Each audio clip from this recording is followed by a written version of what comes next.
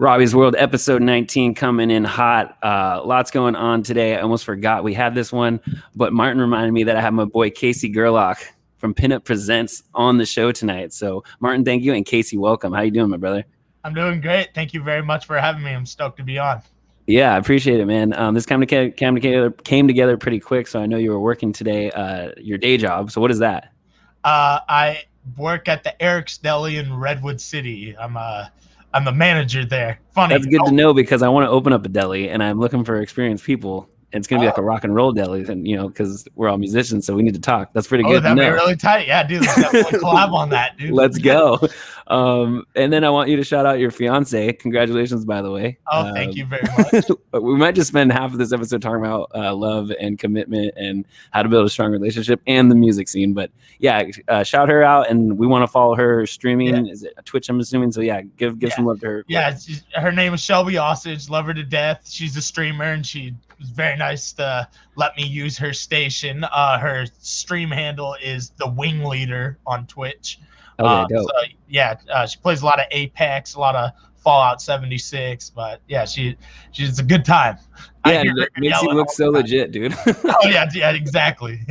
I look like I know what I'm doing right now. Yeah, like there's gonna be little like things popping up, and you're like, "Ooh, new subscriber!" Like shout out to freaking Pone69 for I don't even know. So yeah, I'm not a streamer yet, but I'm working on it. So good to know I could talk to you about delis and streaming.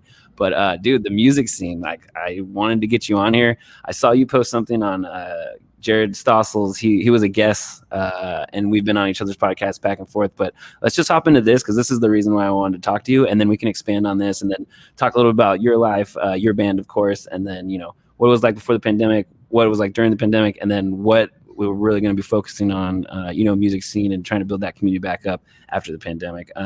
So Jared wrote, local show promoters, what are some of the most difficult aspects of your job? And what do you wish people knew about the work that you did? And then I'll just remind you what you said. Basically, that you're talking about, it's hard to pay everyone fairly. You're willing to bet on themselves to pull a crowd to justify the compensation they're asking for. So you'll talk a little bit about that. And then bands want to dictate who they play with, what venue they play at, what lineup they have. You talk a little bit about someone named Derek who commented that you don't think a lot of people understand how much we gamble on each show and what we cover as they expect venues to cover everything. Yes, that's funny. Expenses, overhead. Yeah, no one thinks about that ever. Even in the restaurant industry, it's just like the music business. Like people don't get it. Like, well, I can get this at McDonald's for $2. And it's like, yeah, but we don't have McDonald's, expenses and overhead. You talk about venues, bars having expectations. So that's a really good thing for young bands to learn and know about, because half the time it's not even ticket sales, right? It's alcohol sales that they're after. Absolutely. Okay, so anything out of that, you don't have to expand on all that, but what do you think maybe 2 or 3 of the key points there that you wanted to talk about? Yeah, it really I'll bring up compensation because it's to a lot of people the most important factor or a very big part, and not just for the artists, but for the staff involved and the venue. And so there's just this weird balance of, bands asking for guarantees, and of course they ask higher than they probably deserve. It's part of the negotiation tactic. Yeah. And then also paying your staff. A lot of people like myself, when I joined PinUp, I didn't want to be paid. I was trying to give back to the scene.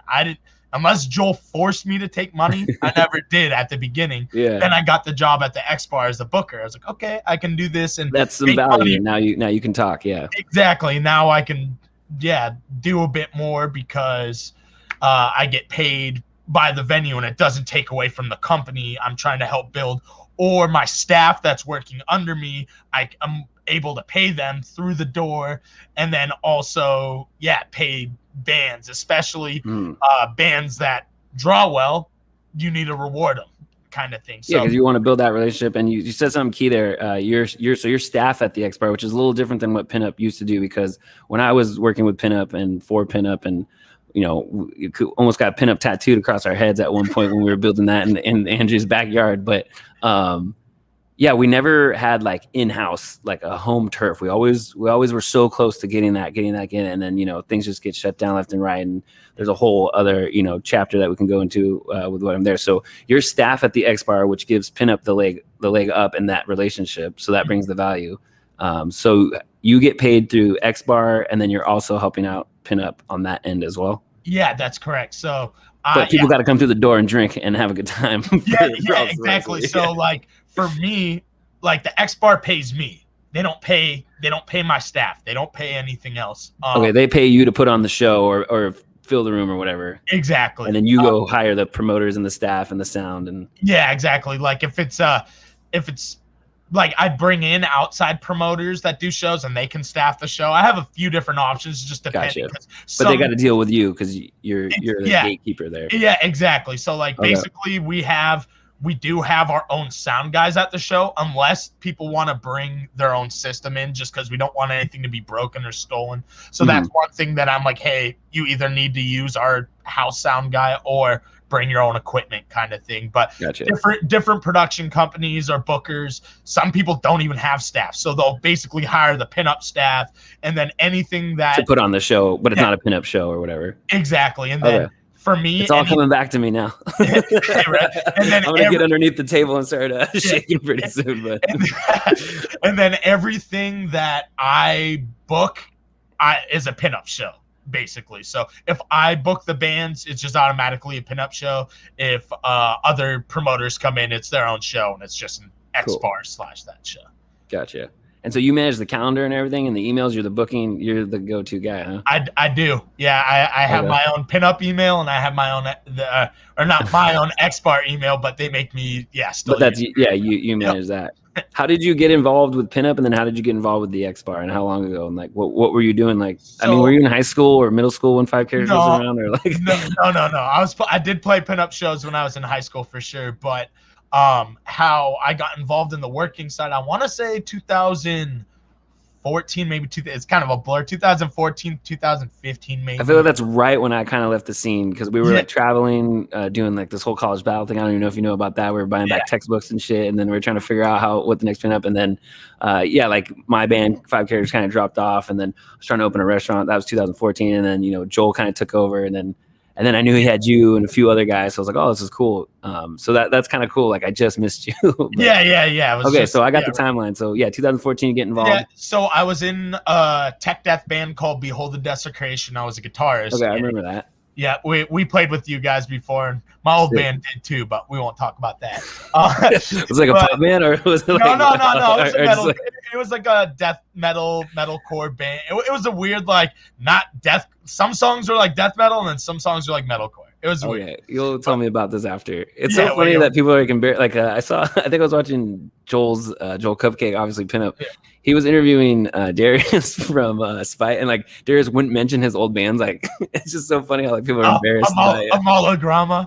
No, I think they were talking about She's an Animal. Well, She's an Animal was Amolograma was even older than that. So yeah, and then he was probably in 2 more before that. We used to play with over at the Red House. So we'll talk about that later. Well, by the way, what's your current band? So people it's called Lost to the Void, and I'm actually the vocalist. Started out as a guitarist in the band, but just after pretty much the first year, around that time, just made sense for me to shift to vocals when our current vocalist was just I guess just not getting down to business. Still love you, Adam, but we just had to make a switch, and we had a guy that was our bassist best friend that we're all cool with that was down to play guitar for us. So I was looking for the long sleeve that you gave me, but like I'm in and out of like extra larges, and I literally just worked out. I was eating dinner, and then Martin texted me. So this is social union project. It's not a band, but it's all good. I'll rock it once I find out. I'll rock it in the next couple episodes. So give you guys some love. Appreciate it. But okay, so 2014.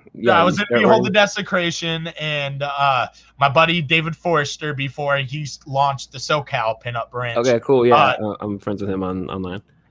He brought us into shows. Behold had played PinUp shows before, but they didn't do as much death metal, and Forrester was starting to do more death metal, so he had hit us up, and at that time I was really interested in doing the logistics of my band. I joined the band. I wasn't an original member, and there's people that are handling the booking and this or that, but they just kind of weren't consistent with it. And eventually, all right, I want to do this. I did this for my old band. Totally. And that's like more than playing the shows, as you know. Yeah. Like, so everything leading up to that. I kind of took that on, and then Forrester, like PinUp, was looking for people to help out, and like I was like, hey, I'm interested. I was like, I want to learn more about the industry, kind of thing. Yeah. So you've never like done any like the contract booking, kind of like setting up show, like that's like the stuff PinUp did that people used to like get so mad at them about, like because they didn't understand. They just thought we were all just like making money hand over fist. Yeah, right. Didn't realize that like you got to pay the touring bands and these big bands. Yeah, no matter what. And, yeah, exactly. Yeah.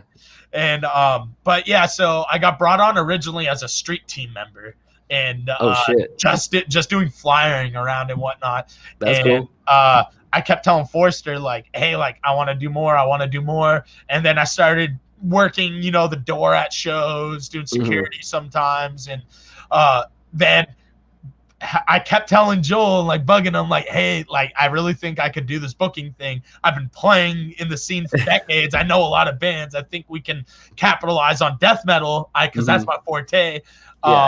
And he let me like add bands to shows, and then he'd be like, oh, these shows are doing pretty well. And then the first show he let me put together, granted, and you've actually did a Bay Area bandstand with them, Bowers. Julian and Brian in that band, they're not around anymore.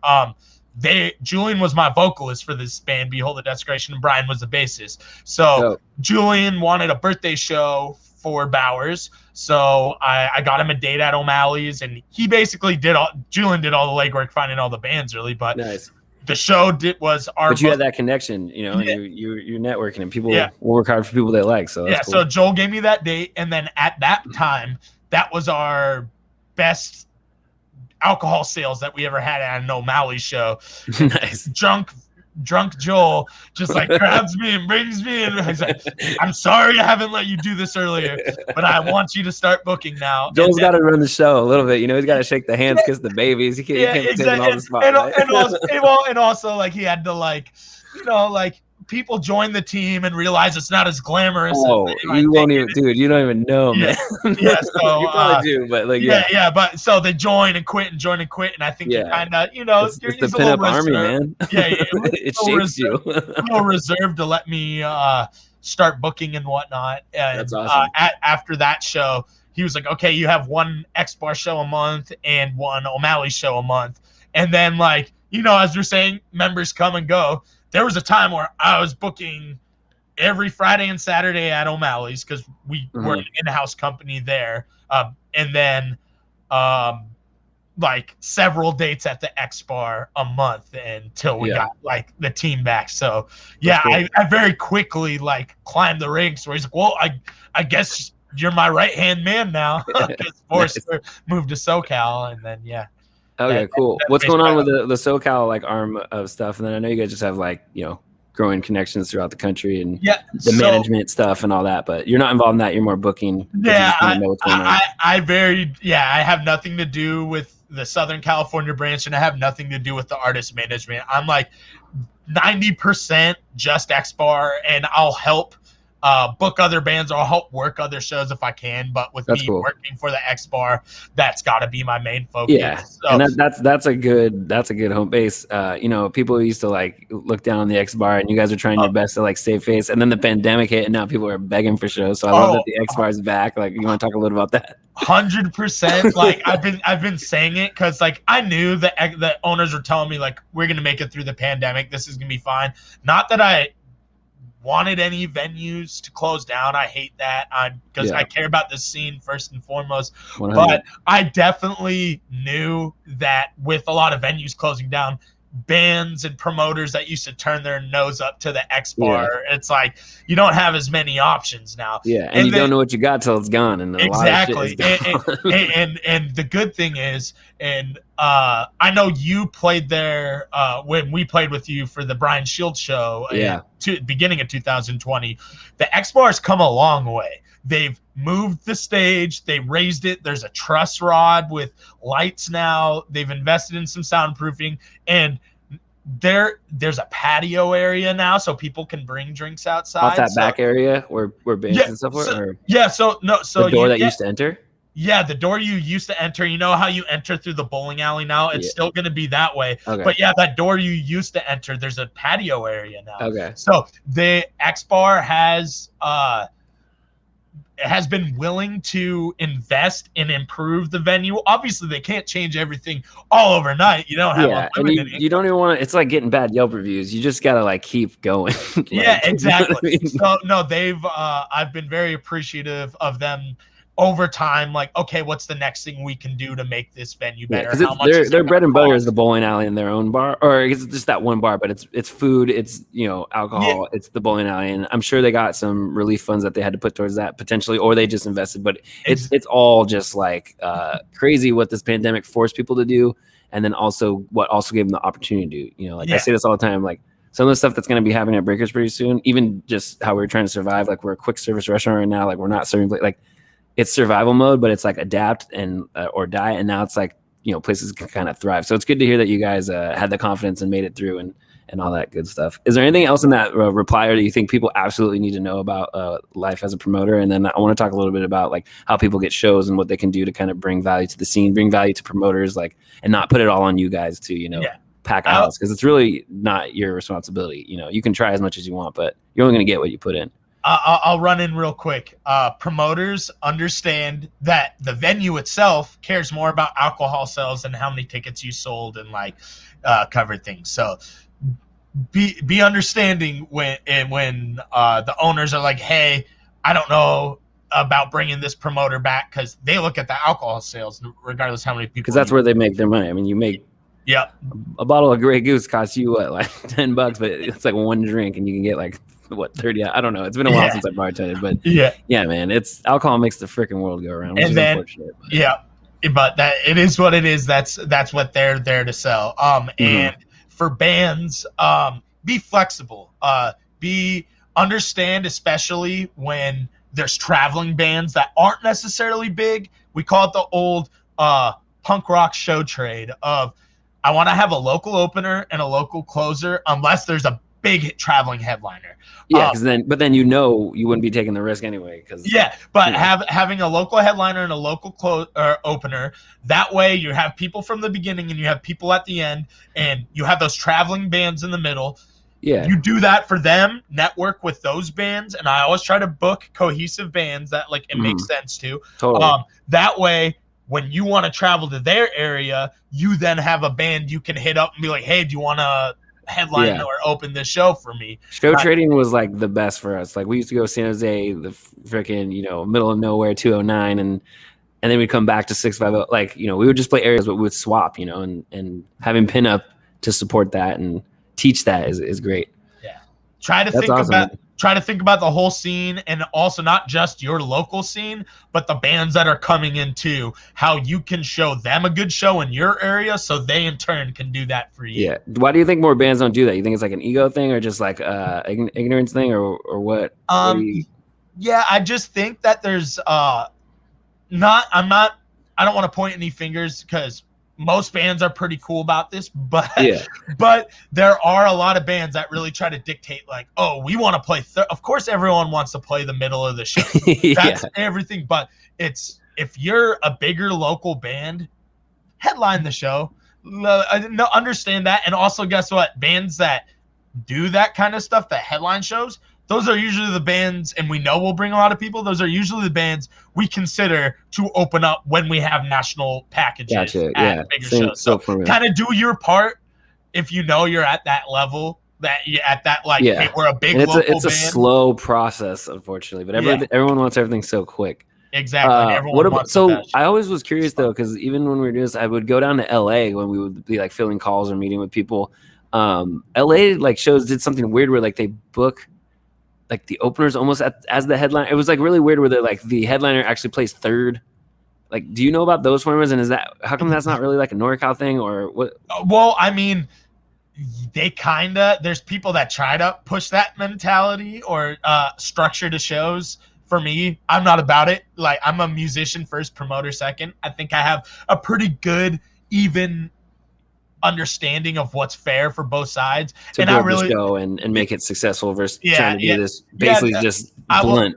You're new, you play last or first. Like, we don't give a fuck. Yeah, so I will say with the LA, and I'll say a personal experience, not going to drop any band names, but it's fine. You're so afraid to offend people. When you get a little older, you're just going to have an opinion, man. I promise you'll be fine. But you're a businessman. So my band did a run in July of 2019, and we went down to LA, and the promoter needed help finding locals. It was like a struggle. So I hit up a bunch of locals in the area, and he didn't tell me. Eventually, he got 2 other locals that weren't quite like, they were metal, but like one was more like Avenged Sevenfold. One was more like didn't really fit the bill. Yeah, melodic metalcore or whatever. So whatever, like we don't mind playing a mixed genre show. We knew we'd have some people out there, and then my buddy's band opened up. Like, he did take one of the locals that I found.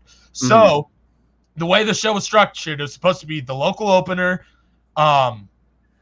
a local band playing second, us playing third, the band we were on the run with, the Anima Effect, who are the homies. Want to give them a shout out. Also, shout out to Decimation of Gods. They were the band that opened it. And then one of the other locals to close it out. That both the band that was playing second and the band that was supposed to close it out were complaining about their slots. Because they wanted to play the LA headliner. They wanted to play the third slot, both bands. So the headliner straight up said, "Oh, if we can't play third, our bassist or somebody has work and we'll just leave." So the promoter put them in that third slot. We played fourth, and we played fourth, and then the band we were on the run with closed the show. Where were they from? Where was the band on the run from? They were from Reading. Okay, but you guys technically were like the tour package coming through, so the goal would be for that scene to bring you value and have you guys play. Yes, versus you just playing to an empty room potentially. Luckily we had a good amount of people there. My fiance was living there at the time too, so she brought some people out, and we had a good crowd. And the opening band and all their friends, my homies, they stuck around even for the band we were on the run with to show support. So it wasn't completely dead, but there was definitely a walkout from. And that puts a bad taste in your mouth, you know? Yeah, and then not only that, the band that was second, we overheard them complain, or the band we were on the run with overheard them complaining about playing second. So they were like, whoa. Wait, that was the other band complaint? That was the second and the headliner? Or the third? Both locals we didn't know complained about either playing second or closing. So the opener that they were like, man, I wish we knew. We would have headlined the show. We could have had those 2 other bands play and get out of here, and we could have. Oh, the openers were cool. The openers were my homies that I hit up. Oh, I get what you're saying. And they said, "Damn, I wish we knew this. We would have headlined, and those guys could have played and kicked rocks, kind of thing." But, and those were the 2 bands that didn't even really fit the bill, but there was miscommunication. Yeah. I mean, it's the music industry. What are you gonna do? Do you still work with that promoter? Was he bummed, or he or she bummed? Or was it just, I mean, it's hard to even get. I would probably hit up PinUp SoCal next time. The reason that's cool. So it grew. We didn't do PinUp SoCal that time because the band we were on the run with, it was like his brother-in-law or something like that. I don't know. Okay. He was the promoter. That. Next time I think I'm gonna book the LA date. Yeah, that's awesome, man. And then one connection is better than none, and everyone has different reasons for being in bands. Some people like the logistics part more. Some people just live for the stage. Some people just like to get drunk in the parking lot, and they don't last very long. But what are you seeing now with like local bands? What can they do to kind of get on your radar? And think about like us in high school. If we heard about this Robby's World guy and we wanted to get a hold of Casey, like what are some of the old tricks that still work, and what's some new tricks? Like what can bands do to really get into the fold and start becoming the local and then the national and then going from there? I would say my email is casey@pinuppresents.net. Shoot me an email with a sample of your music. If you don't have, you can describe what kind of genre of music too. So I kind of know how to categorize, like, okay, this is like the kind of band I'd put you on. And yeah, just be easy to work with, and like understand the first booking is kind of a feel out to see how you draw kind of thing, and like what bills I think you could fit on kind of thing. Cool. So you want to get that really good first impression. A trick that 5 Characters used to do is we would play places that we wanted to establish ourselves in, and then we would rent vans and bring 15 to 30 people with us.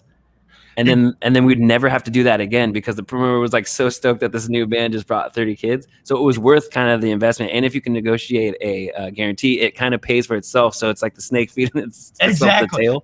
And also, we were actually good. No, get me. We're good now. I didn't think we were back then, but little tricks like that. But yeah, first impressions are huge on promoters, and yeah, don't expect the promoters to carry all the weight. Like really do that first impression, and then you separate yourself. Okay, so after that, then what happens? Don't be scared if you get big things. Everyone has this connotation of pre-sales. Pre-sales are good. It forces you to go out there, because closed mouths don't get fed.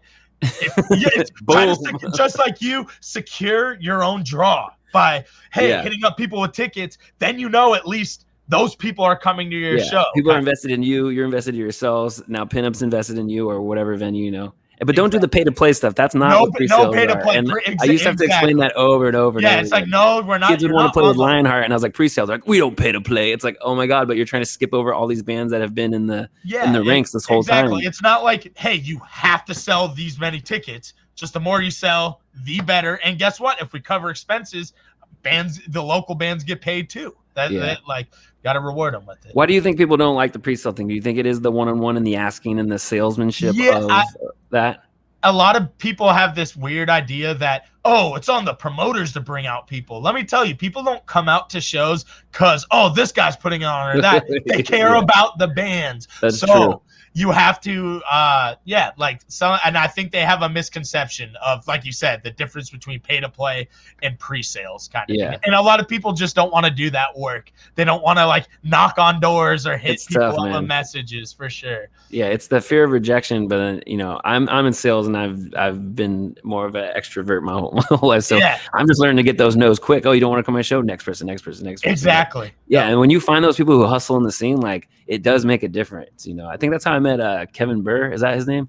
He was just like messaging and hustling. It was like a Norman Jean show. And even though I didn't buy a ticket from him because I think I was already going, like, we became friends that way. So like, just building the relationships, tickets can just be that vessel. So we got a couple more seconds. I just want to go ahead and put PinUp up on the screen real quick, Martin, if you can drop that banner. And then what did you want to drop? I was going to say this too, with you hitting up people for pre-sales. There's a lot of musicians in the scene. Hit them up. It sounds stupid, but like, musicians will support musicians. It's kind of like the circle of like, you support me, I support you. It doesn't have to be like a hostage thing, but it works out naturally that way a lot of the times. And that's actually true. I'm giving tips as you're giving tips, but like, I'll buy like bands merch, and then they'll buy our merch. So it's like, would you give someone $25 for them to give you $25 back? But now both of your bands are elevated, and you got sales, you got shows. So, I learned that like, long time ago. Arson Scholar Girls, Heavy Low Low, like those days and stuff. And now I'm still friends with them. And so when Obsolete Man posts stuff, like, we're mailing stuff to them, and vice versa. And even with, I got to drop Spite again, like, they're doing it. And I still talk to Darius, and stuff's coming. It's like, so build those relationships. Reach out to Casey. Reach out to me. Joel is all over the internet. Reach out to him. Like, it's not hard. And just don't be afraid to build those relationships. Go to those shows and meet those people. Casey, give me one word to describe how you're feeling about the episode, and then one word of advice on how to have a successful relationship to become a fiance and married. I'm honored that you brought me on. You were a big influence back in the day, watching 5 Characters, and just be honest. Just like, and don't try to act fake. Don't try to be better than you are. Explain your flaws, and just have that open communication. I love it. Martin even let it go a little bit longer because Martin wants to know some of this dating advice too. So I appreciate Casey. I'll let you know when this is airing. PinUp, you guys are doing it. Keep doing it. Casey, we're gonna have to have episode 2, man. I love this. Thank you so much. I appreciate it. I'd be stoked to come back. All right.